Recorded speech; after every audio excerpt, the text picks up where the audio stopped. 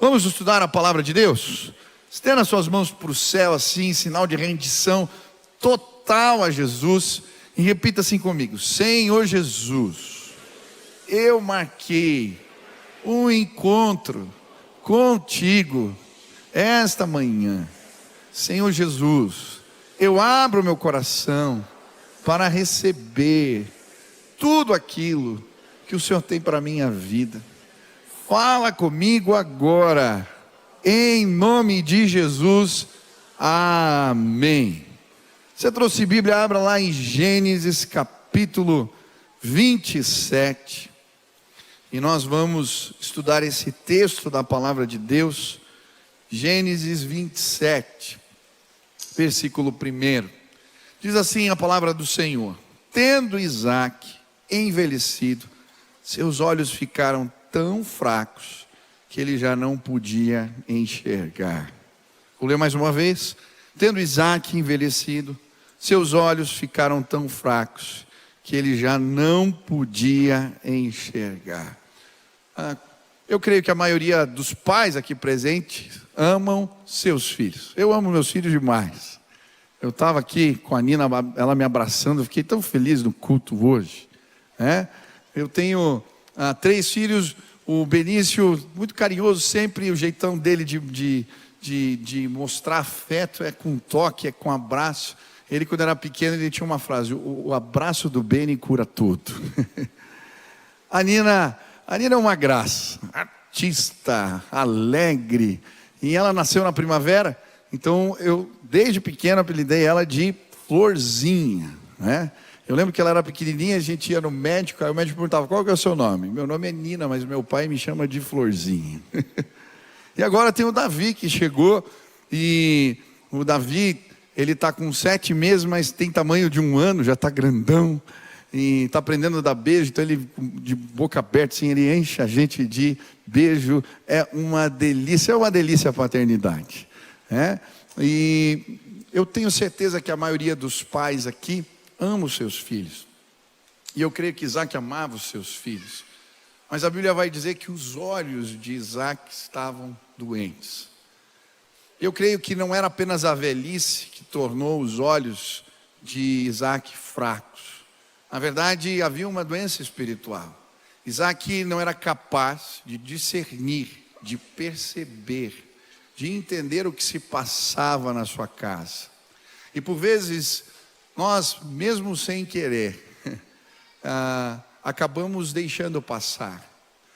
Não vemos, não percebemos, não entendemos o que se passa no coração dos nossos. Haviam contendas, haviam conflitos, haviam sentimentos guardados, e Isaque não era capaz de enxergar.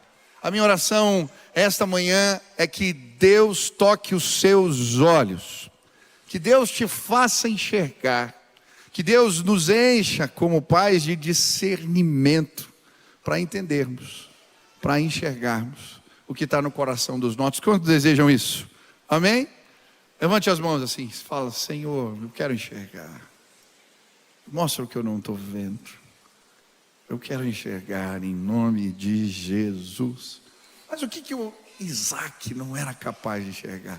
Esse texto de Gênesis 27, ele é interessante, porque ele vai narrar para nós uma história onde Jacó entra numa encenação. Ele entra no palco, ele veste as roupas do irmão, ele se passa pelo irmão, engana o pai para receber uma bênção. Mas por que tudo isso está acontecendo?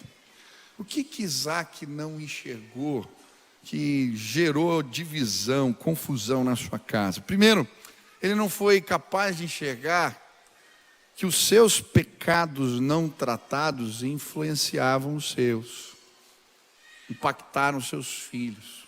É muito interessante, se você ler Gênesis 26, você vai ver que Isaque, que era alguém que não gostava de conflitos, para se proteger num tempo de fome, quando ele estava na terra de Gerar, ele inventa uma história para Abimeleque, o rei, de que a sua esposa, na verdade, era sua irmã. E essa mentira tinha o intuito de protegê-lo, mas não protegeu ela. E de alguma maneira aquela mentira acabou ferindo a sua esposa. Agora, passam os anos e a promotora do engano é Rebeca, que tinha sido ferida. Ela mesmo veste o filho com as roupas do irmão. Ela escuta a conversa ali na porta, na beira da porta, e aí prepara Jacó. Ela promove engano. A mentira que a feriu agora faz ela devolver na mesma moeda. Ela engana o marido e fere os seus. Se não bastasse, o Jacó aprendeu com os pais. A própria mãe o instigou a fazê-lo. E então ele veste as roupas do irmão, ele veste o personagem, ele se passa por Esaú, ele engana o irmão e uma tragédia acontece. A família se divide, o outro irmão fica amargurado, quer matar o irmão, o outro sai fugindo, é uma confusão. Porque os pecados que a gente não trata nas nossas vidas impactam os nossos. Sabe, a gente tem a tendência de minimizar os nossos pecados. Se é resmungão, você fala, é só um resmungo. Você critica todo mundo, você fala, não, é só. Você mente, você vê o que não deve. E os nossos filhos, eles estão percebendo. Quantas vezes atendi adolescentes que vinham falar, eu peguei meu pai, vendo o que não devia. Fazendo o que não devia, e eles tentando administrar os impactos disso. Eu nunca me esqueço um dia em casa, que Deus falou muito forte comigo. Eu estava, as crianças ainda eram pequenas, e começou lá uma discussão entre os dois em casa, e aí um começa a erguer a voz, e começou uma gritaria. Eu não sei você, mas quem tem filhos pequenos, tem hora que você quer só silêncio. Acontece contigo? É só paz. E eu entrei na sala, e eles estavam gritando, e eu inventei uma história mirabolante.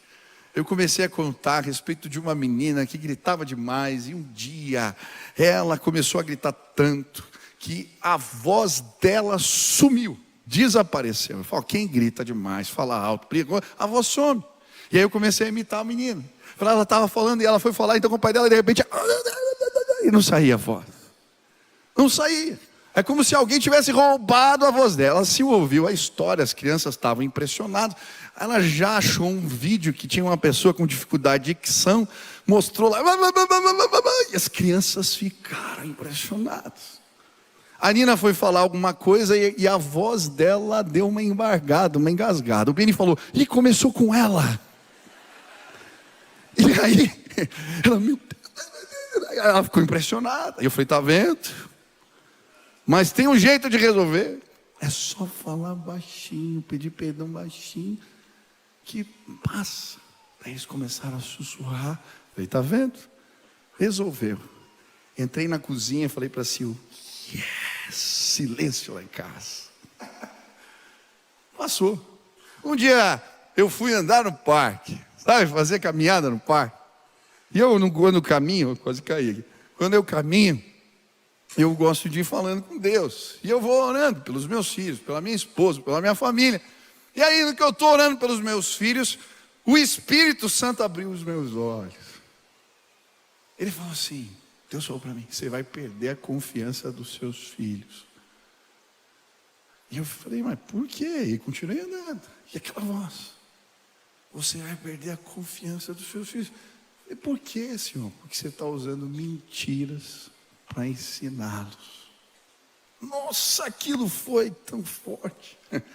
Eu achei que era só uma brincadeira. Eu voltei para casa, não terminei a corrida.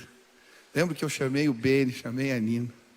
Eu pedi perdão para eles, confessei meu pecado para eles. Sabe o que eles fizeram? Me beijaram, me abraçaram. Está perdoado, papai. Quando eu contar as minhas histórias com Deus, eu quero que os meus filhos acreditem. Que eles não tenham sombra de desconfiança. Agora, os meus pecados. Às vezes coisas que eu acho que não tem valor. Eles impactam a vida dos meus filhos. Quantos querem abençoar suas casas aqui? Levantem as mãos. Agora então, levanta de novo, fica com a mão levantada. Senhor, me mostra se tem alguma coisa na minha vida que eu preciso resolver, que eu não estou enxergando. Deus vai mostrar.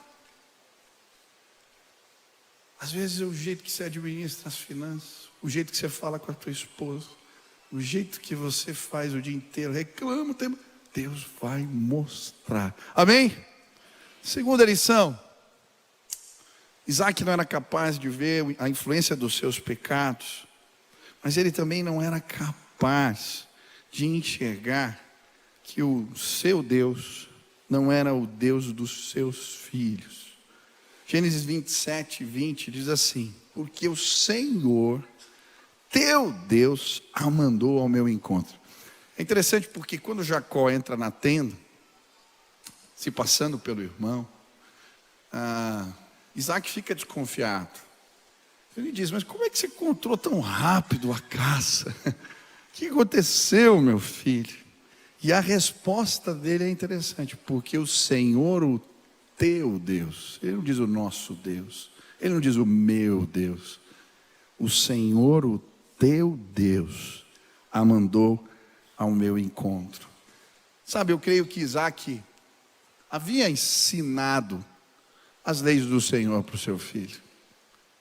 Eu creio que ele havia ensinado ele a construir altares, havia ensinado ele a liturgia de como que faz um sacrifício, havia ensinado a ele até as histórias de família, as tradições de fé, o testemunho do avô Abraão. Jacó sabia, mas Isaac não foi capaz de ensinar para o coração do seu filho. Uma das coisas que nós muitas vezes não percebemos é que a gente ensina a tradição, a liturgia, ensina os valores, ensina a lei, a Bíblia, mas de alguma maneira a gente não percebe ou não presta atenção se aquilo está descendo e chegando para o coração. Isaac perdeu o coração do seu filho, e talvez eu e você também estejamos perdendo o coração dos nossos. Mas pastor, como é que ensina para o coração? Como é que faz isso? Eu lembro que alguns anos atrás eu estava estudando o livro de Salmos, e no Salmo 42, o título do Salmo é Masquil aos filhos de Corá. A palavra masquil significa instrução, sabedoria. Na verdade, quando aparece essa expressão nos títulos dos salmos, esses são salmos de sabedoria, canções que ensinam. Por quê? Porque Deus não queria ensinar apenas a letra, ou para a mente, Ele ensina ao coração. O pastor John Piper, ele vai dizer que a Torá, a lei de Deus, ela é dividida em 5 partes. E da mesma maneira, os salmos são divididos em 5 livros. Por quê? Deus escreveu uma lei para nossa mente, mas uma também para o coração. São as memórias afetivas, as experiências pessoais com Deus. Mas como é que funciona isso? Eu lembro que um dia o meu filho chegou em casa com um livro que falava sobre não poluir os rios. E era uma poesia muito bonita, cheia de gravuras. E depois a história ia ficando complicada, porque esse personagem que era o rio era machucado, sujava o rio, é interessante. Mas eu lembro que começava o livro com uma poesia. E a poesia dizia assim: cama de canoa, espelho da lua, caminho de peixe, carinho de pedra. Eu lembro quando ele chegou com essa poesia, eu falei: filho, você entendeu o que está aqui? Eu acho que sim, pai. Ele era pequenininho, eu falei: então, filho, o que é cama? Por que o rio é a cama da canoa? E ele falou: porque a canoa deita no rio. Eu falei: mas por que ela é espelho da lua? Porque o rio reflete a lua. Eu falei: muito bem, filho. Por que é caminho de peixe? Porque os peixes andam no rio, nadam no rio. Eu falei, tá certo. E por que é carinho de pedra? Daí ele falou, esse eu não entendi. Falei, se você olhar um riacho, o rio passa assim, e faz tipo um friso na água, parece que está fazendo carinho nas pedras, filho. Agora eu entendi. E aí eu achei interessante porque depois que terminava a poesia, tinha uma lição, uma tarefa. Sabe qual que era a tarefa? Escreva o que você sentiu quando leu que o rio foi sujo. Aí ele escreveu, tristeza. Faça um desenho que represente o que você sentiu. Sabe o que meu filho desenhou? Peixes chorando, olha que maravilha. Qual que é o objetivo dessa tarefa? Tirar um ensino para o coração, uma emoção. Por quê? Na hora que ele vê alguém jogando algo no rio, ele não vai nem saber porquê, mas vai ser gerado uma emoção no seu coração. Tristeza. Da mesma maneira, a palavra de Deus se preocupa em ensinar a nossa mente. Eu acho interessante, hoje as empresas de marketing sabem disso. Você vai ver as propagandas como elas são feitas. Vamos fazer a propaganda do carro, é o rally com o pai e filho. Por quê? São memórias afetivas que são geradas. Nós não podemos desprezar, quando ensinamos os nossos, o poder das memórias afetivas que envolvem a casa do Senhor, que envolve a presença de Deus. Eu lembro do cheiro do lugar onde nós fazíamos retiro. Quem ia lá para Fraiburgo sabe o que eu estou falando. Eu lembro com carinho da primeira Bíblia que eu ganhei do meu pai. Ele abriu em Marcos e contou a história de João Batista, que comia gafanhoto e mel e usava umas roupas diferentes.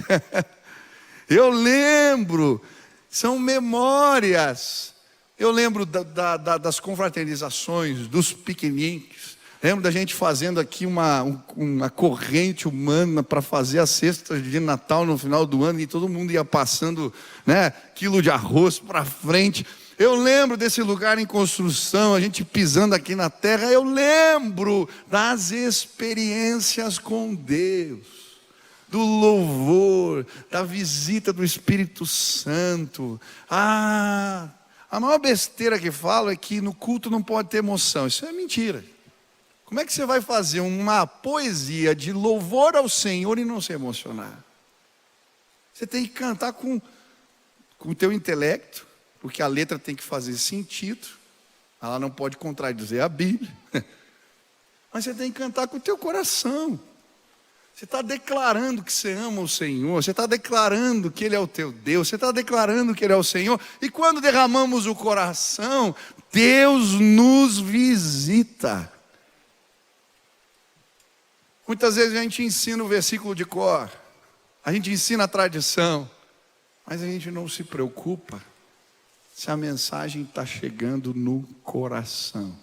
O pastor Hernandes Dias Lopes diz que a mensagem, o sermão tem que chegar na mente e descer para o coração. Esses dias eu sempre gosto de monitorar isso. Lá em casa temos as disciplinas, tem que fazer devocional todo dia, tem que ler a Bíblia.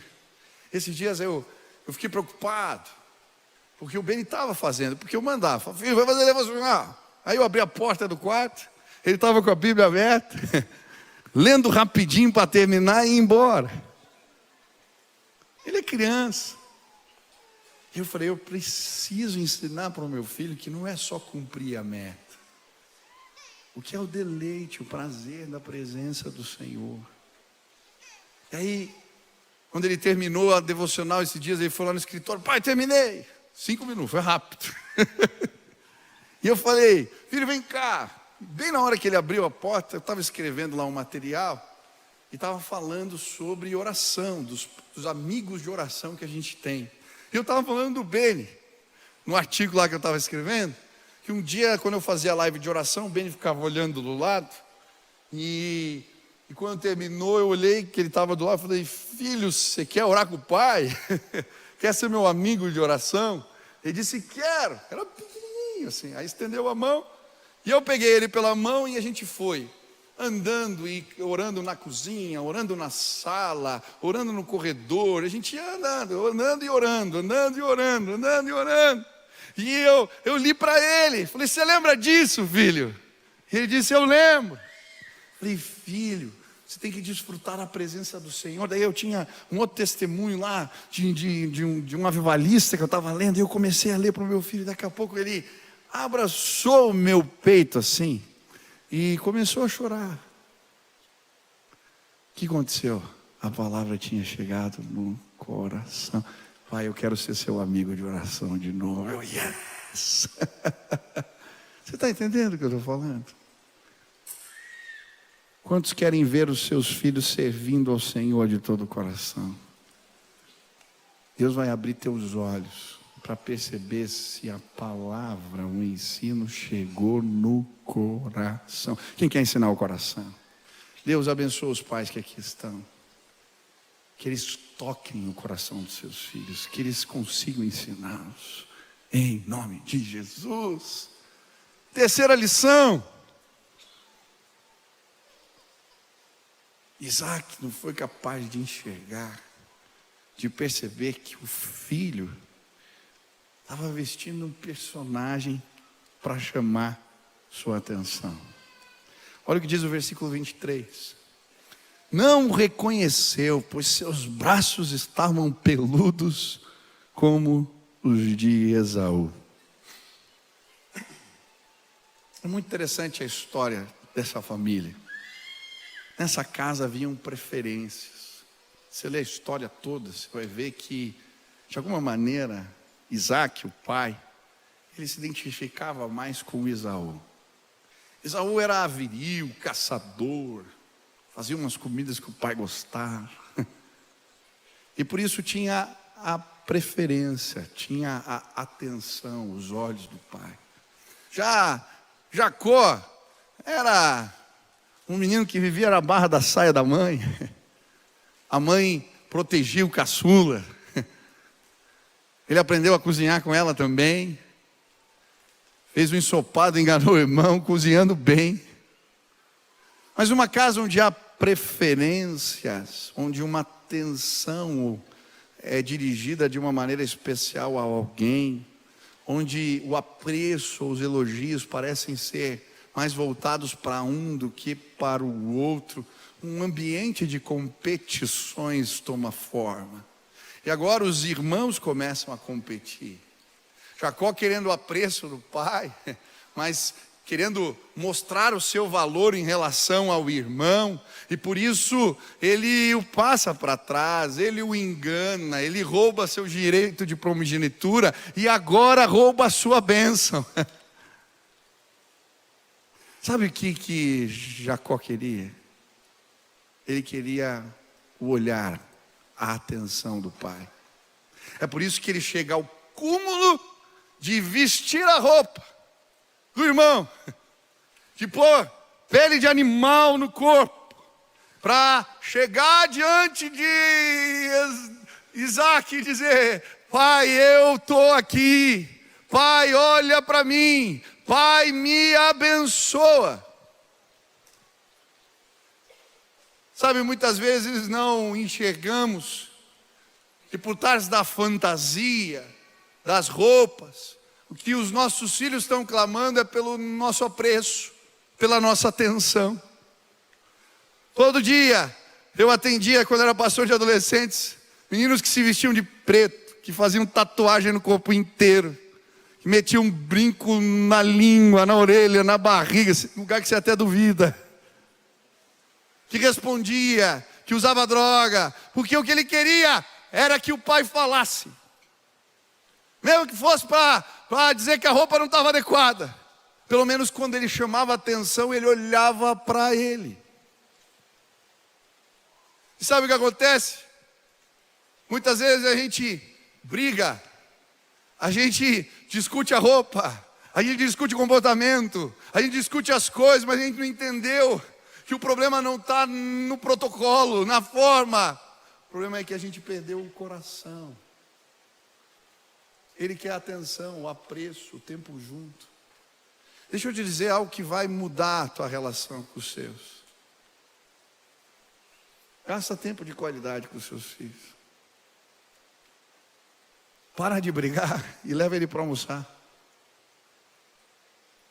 Talvez ele esteja fazendo um monte de coisa que você fala assim, menino é rebelde.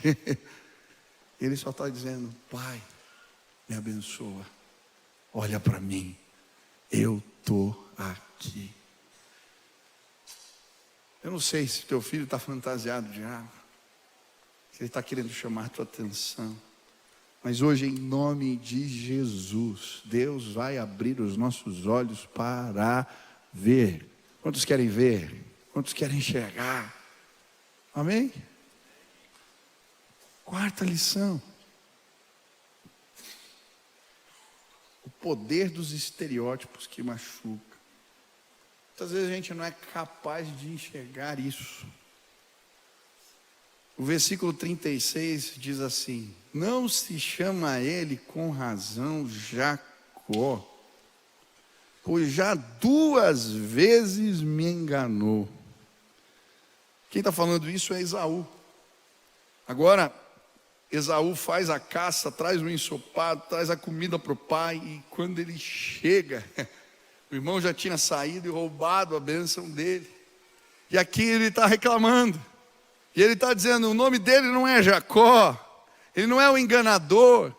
Olha que interessante, e como muitas vezes nós não percebemos o poder dos estereótipos. Nós não nos damos conta. A história de Esaú e Jacó, ela é bonita, ela começa numa briga entre os dois já dentro da barriga da mãe. A Bíblia vai dizer que Rebeca tinha dores de parto, enquanto estava grávida, e ela não sabia o que se passava com ela. E ela vai orar. E Deus fala para ela assim, tem 2 nações brigando no teu ventre. E aí quando nasce Esaú e Jacó, Esaú sai na frente, mas Jacó vem atrás agarrado no calcanhar do irmão. Por isso o nome, aquele que passa o outro para trás, o enganador, o usurpador. Olha o poder desse estereótipo. Aquele menino desde cedo ouviu que ele era aquele que passava os outros para trás. Ô Jacó, você não arrumou a cama hoje. Ô Jacó, o que você está fazendo com o teu irmão? Ô Jacó, agora ele é mais velho.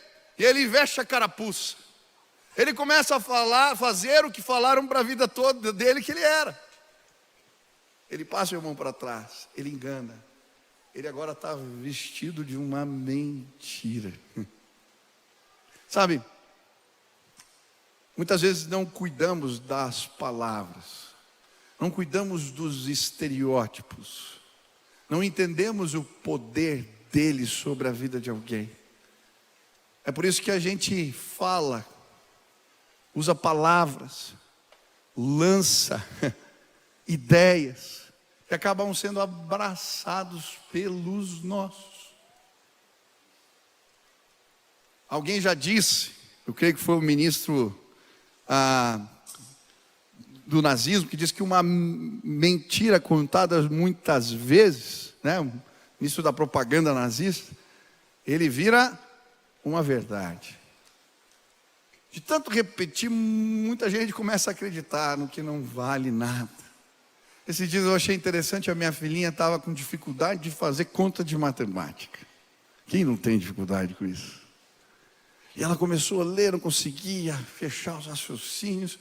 E eu lembro que uma hora ela subiu as escadas chorando. E eu estava no quarto e ela começou a dizer, eu sou burra, eu não entendo. E aí eu parei e falei, filha, isso não é verdade. As pessoas muito inteligentes, elas fazem caminhos que os outros não fazem para entender as coisas. Você só tem que achar o teu caminho. Você é muito inteligente. Deixa eu te ajudar. Sabe o que aconteceu? A Nina começou a acreditar que ela podia fazer aquilo direito.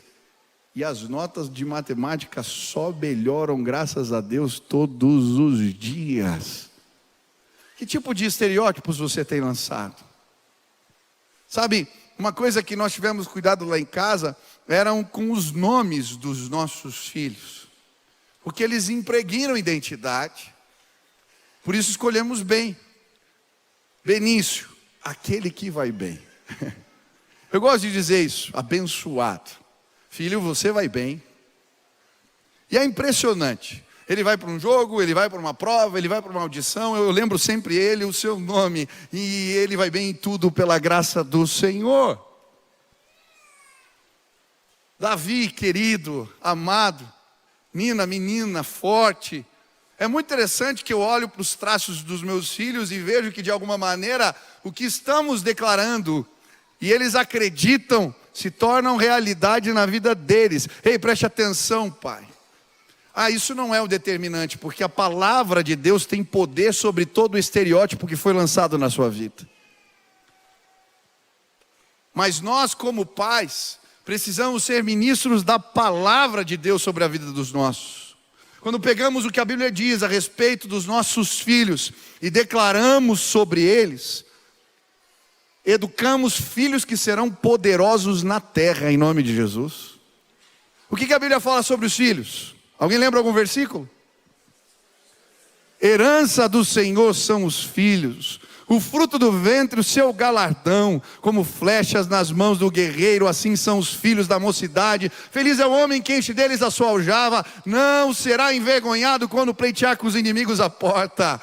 Eu estou enchendo a minha aljava porque eu entendi que filho é bênção, filho abençoa. Quem é abençoado aqui? Aleluia. Declare a palavra para os seus. Declare o que ela diz. Lance estereótipos sobre eles que os abençoam. Quem quer fazer isso? Levanta a mão mais uma vez. Senhor, tira da minha boca qualquer palavra. Lance estereótipo que machuca. Eu quero lançar a identidade do Senhor sobre os meus. Em nome de Jesus. Última lição. Isaac não foi capaz de enxergar que ele se deixou enganar, porque na verdade não queria o confronto, não queria encarar a verdade. É muito interessante, se você ler o texto com atenção, você vai perceber que Isaac, desde o começo, quando Jacó entra vestido de Esaú, ele fica desconfiado. Primeiro, ele vai dizer assim: como é que você conseguiu tão rápido achar, caçar, preparar comida? Ele desconfia. Ele pergunta mais uma vez quem é que está falando com ele. Depois ele diz assim: a voz é de Jacó, mas a aparência é de Esaú. Na verdade, olha, por mais que o pelo da cabra, sei lá que animal que ele usou, para colocar lá, o Esaú deveria ser muito peludo. Mas você passar a mão na pele do bicho e não perceber, ele se deixa enganar. A última prova é quando ele vai abraçar, aí ele sente o cheiro da roupa e fala: não, é o cheiro da roupa. Sabe, eu creio que muitas vezes existem impressões no nosso espírito de que algo não vai bem, de que a história não é bem daquele jeito, de que existe uma realidade oculta que eu não estou vendo. Existem impressões, existem indícios, mas nós escolhemos nos enganar. Sabe por quê? Porque o homem não gosta do confronto. Não gosta de dizer isso está errado. É a nossa tendência a dizer: acho que a mãe vai tratar isso daí.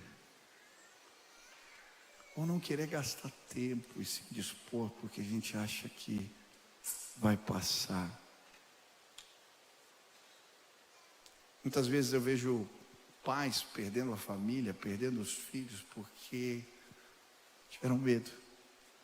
Dizem: ei, o que está acontecendo, cara? Ei, Jacó, é você? Fala para mim, estou desconfiado, cara. Por que você está fazendo isso? Eu posso abençoar você também. Vem aqui, filho, me dá um abraço. Para mim, uma das histórias mais dramáticas do que a ausência de confronto pode gerar é a história de Davi. Davi viu o seu filho abusando da irmã. Ele ficou sabendo, mas ele não queria se meter, ficou bravo, mas não confrontou, não resolveu, não foi adiante. Aí o irmão mais velho, Absalão, resolveu tomar as dores. Aí ele prepara uma festa, chama os irmãos, o irmão que ele tinha ódio mortal, pede autorização para o pai. O pai sabia que havia algo no ar, mas ele não confronta de novo. E aí o que acontece? Tragédia, assassinato. Absalão foge, ele não vai atrás, ele não resolve o problema, ele não fala. É Joabe que tem que fazer um encontro, ele vai lá dar um beijo no filho e não diz nada. Ei, preste atenção. A ausência de confronto é muitas vezes interpretado como ausência de amor. Quem ama confronta, quem ama fala no rosto, quem ama se indispõe para dizer para você: ó, tenho algo para resolver contigo. Quem ama não passa pano, quem ama ajuda a crescer, quem ama põe limites. Muitas vezes nós como pais somos omissos, porque a gente está correndo atrás da nossa vida, a gente não quer gastar tempo, porque confrontar dá trabalho. Envolve andar mais uma milha, envolve ensinar, envolve educar, envolve discipular. Então é mais fácil simplesmente falar: daqui a pouco a vida ensina. Daqui a pouco ele toma jeito. Daqui a pouco ele entra no esquema. Ei, preste atenção em nome de Jesus. Você, pai, é o sacerdote do seu lar. E é sua missão cuidar dos seus. E o confronto faz parte disso. Se você não for omisso, e eu quero dizer para líderes que aqui estão, pastores que têm rebanhos, que têm filhos espirituais, líderes de célula, que fogem do confronto, perdem o rebanho. Quando a gente ministra a palavra, a gente sim aponta erros com amor, com carinho, com cuidado, porque o que você quer não é destruir, você quer levantar. Quando a gente faz isso, um carinho, um laço de amor é produzido. Mesmo que no primeiro momento haja estremecimentos, depois o que fica é a história. Ele me ajudou a crescer. Quem já foi confrontado por alguém e isso gerou bênçãos na sua vida? Já aconteceu contigo? Qual o sentimento que você tem por essa pessoa hoje? É de carinho, é de dívida, é de amor, é de bênção. Sabe qual que é a minha oração? Que Deus abra os meus olhos. Que Deus abra os seus olhos. Eu não sei se os meus filhos estão sendo impactados pelo meu pecado ou não. Mas se tem algo que eu estou fazendo, eu quero que Deus ponha em ordem, que Deus me ajude. Eu não sei se eu estou perdendo o coração deles, porque não estou conseguindo ensinar o coração. Eu não sei se eles estão fantasiados porque querem chamar minha atenção. Eu não sei se eu estou deixando passar. Mas eu quero fazer do jeito de Deus. Eu quero enxergar, porque eu quero que os meus filhos recebam toda a bênção e o favor de Deus para a vida deles. O meu Deus vai ser o Deus deles. Os filhos dos teus filhos vão saber que o nosso Deus é todo poderoso, vive e reina. Quantos desejam isso? Amém. Vamos ficar de pé, eu quero terminar esse culto orando. Eu vou pedir um favor para os pais. Todos os pais que aqui estão, sai do seu lugar, vem aqui na frente. Pode subir aqui no palco, tudo. A gente vai e nós vamos orar. Os filhos, as esposas, vamos orar para que o Senhor nos capacite, o Senhor nos oriente, o Senhor nos abençoe.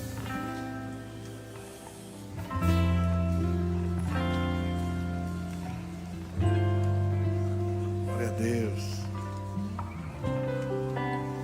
Olha quanto homem veio na igreja hoje, tá bonito. Quanto pai aqui, olha que bênção. Nós vamos orar, vamos pedir que Deus toque os nossos olhos. Se eles estão doentes, que a gente enxergue. Amém? Quer enxergar mesmo? Então tá bom. Vou pedir para o resto do povo aqui levantar as mãos para cá. Isso. As mulheres, os filhos. Quem não é pai aqui, levanta a mão. E nós vamos clamar: Deus abençoa, Deus derrama graça, Deus estabelece o teu querer. Pai, nós te exaltamos. Tua palavra é fonte de sabedoria para nós. Eu quero pedir, Pai, que essa palavra que escutamos hoje, ela gere frutos nas nossas vidas.